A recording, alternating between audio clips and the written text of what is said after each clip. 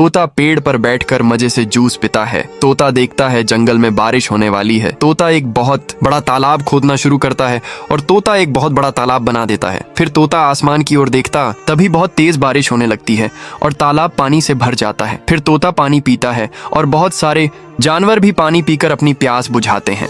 अब तोता सारे जंगल में पेड़ लगाता है और उसी तालाब से पानी भरकर पेड़ों पर पानी डालता है। सारा जंगल हरा भरा हो जाता है, लेकिन तोता रोने लगता है क्योंकि किसी ने लाइक सब्सक्राइब नहीं किया।